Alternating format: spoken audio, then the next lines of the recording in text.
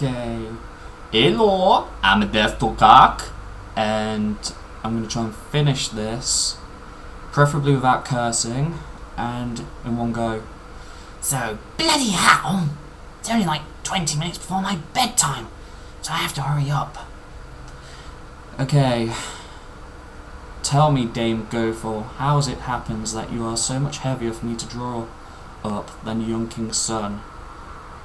He is with me in a moment. Ah, you wicked child, Cried the enchantress. what do I hear you say? I thought I'd separated you from all the world, and yet you have deceived me. In her anger, she clutched Rapunzel's beautiful tresses, wrapped them twice around her left hand, seized a pair of scissors with the right, and snip, snap, they were cut off, and the lovely braids lay on the ground.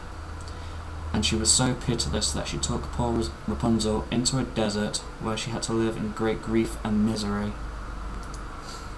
On the same day that she cast out Rapunzel, however, the enchantress fastened the braids of hair which she had cut off to the hook of the window, and when the king's son came and cried, "Rapunzel, Rapunzel, let down your hair to me," she let the hair down. The king's son ascended, and instead of finding his dearest Rapunzel, he found the enchantress, who gazed at him with a wicked and venomous looks. Aha!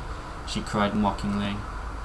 You would fetch your dearest, but the beautiful bird sits no longer singing in a nest. The cat has got it, and it will scratch your eyes out as well. Rapunzel is lost to you, and you will never see her again. The king's son was beside himself with pain, and in his despair he leapt down from the tower. He escaped with his life, but the thorns into which he fell pierced his eyes. Then he wandered quite blind about the forest, ate nothing but roots and berries, and did naught but lament and weep over the loss of his dearest wife. Thus he roamed about in misery for some years, and at length came to the desert, where Rapunzel, with the twins, to which she gave birth, a boy and a girl, lived in wretchedness. He heard a voice, and it seemed so familiar to him that he went towards it, and when he approached, Rapunzel knew him and fell on his neck and wept.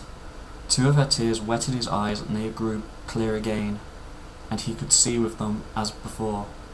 He led her to his kingdom, where he was joyfully received, and they lived for a long time afterwards, happy and contented.